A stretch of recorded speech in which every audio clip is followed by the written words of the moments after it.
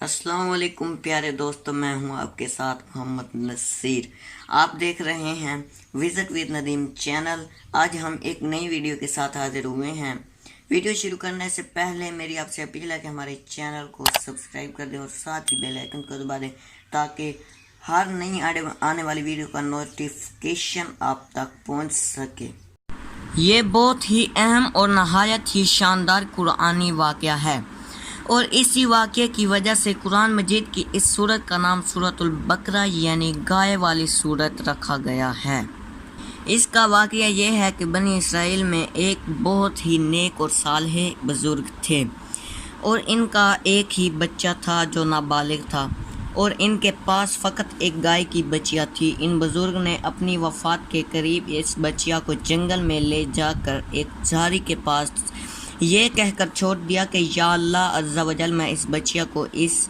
وقت تک تیری امانت میں رکھ دیتا ہوں کہ میرا بچہ بالغ ہو جائے۔ اس کے بعد ان بزرگ کی وفات ہو گئی اور بچیا چند دنوں میں بڑی ہو کر درمیانی عمر کی ہو گئی، اور بچہ جوان ہو کر اپنی ماں کا بہت ہی فرما بردار اور انتہائی نیکوکار ہوا۔ اس نے اپنی رات کو 3 حصوں میں تقسیم کر رکھا تھا، ایک حصے میں سوتا اور ایک حصے میں عبادت کرتا اور ایک حصے میں اپنی ماں کی خدمت کرتا تھا، اور روزانہ صبح کو جنگل سے لکڑیاں کاٹ کر لاتا اور ان کو فروخت کر کے 1/3 رقم صدقہ کر دیتا، اور 1/3 اپنی ذات پر خرچ کرتا اور 1/3 اپنی والدہ کو دے دیتا۔ ایک دن لڑکے کی ماں نے کہا کہ میرے پیارے بیٹے، تمہارے باپ نے میراث میں ایک بچیا چھوڑی تھی جس کو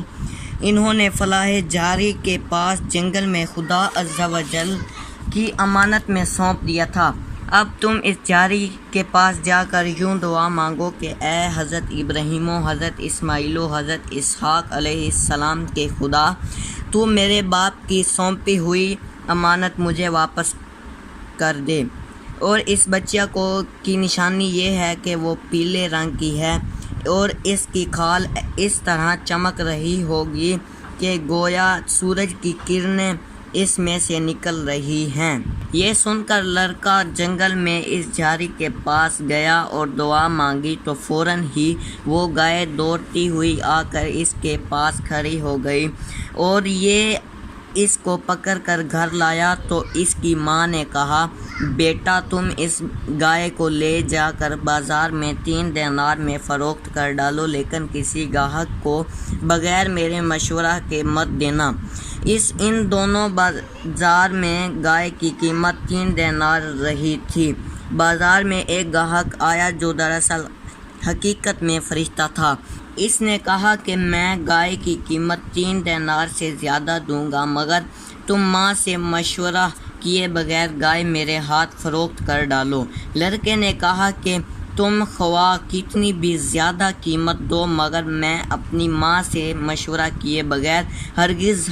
اس گائے کو نہیں بیچوں گا۔ لڑکے نے ماں سے سارا معجزہ بیان کیا تو ماں نے کہا کہ یہ گاہک شاید کوئی فرشتہ ہو، تو اے بیٹا تم اس سے مشورہ کرو کہ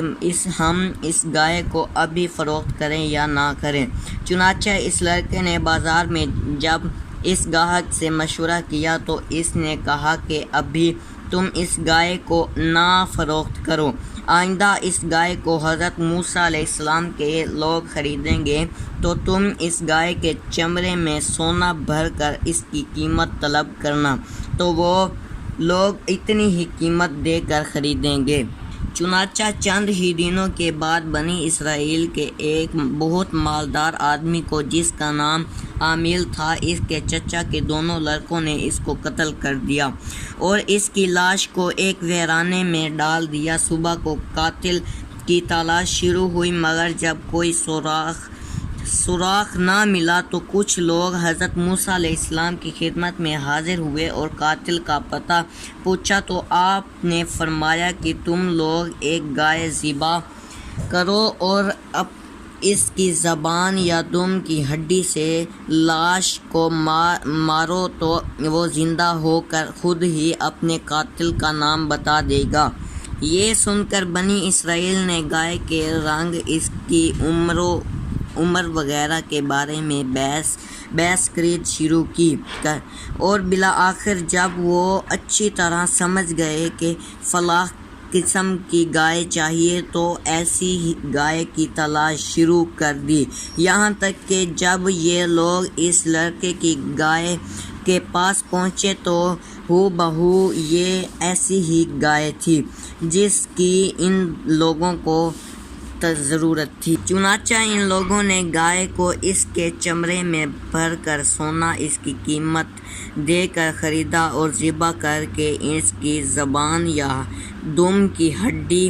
سے مقتول کی لاش کو مارا تو وہ زندہ ہو کر بول اٹھا کہ میرے قاتل میرے چچا کے دونوں لڑکے ہیں جنہوں نے میرے مال کے لالچ میں مجھ کو قتل کر دیا ہے، یہ بتا کر پھر وہ مر گیا۔ چنانچہ ان دونوں قاتلوں کو قصاص میں قتل کر دیا گیا اور مرد صالح کا لڑکا جو اپنی ماں کا فرما بردار تھا کثیر دولت سے مالا مال ہو گیا۔ دوستو اگر ہماری یہ ویڈیو آپ کو پسند آئی ہو تو ہمارے چینل کو سبسکرائب کر دیں اور ساتھ ہی بیل آئیکن کو دبا دیں تاکہ ہر آنے والی ویڈیو کا نوٹیفیکیشن آپ تک پہنچ سکے۔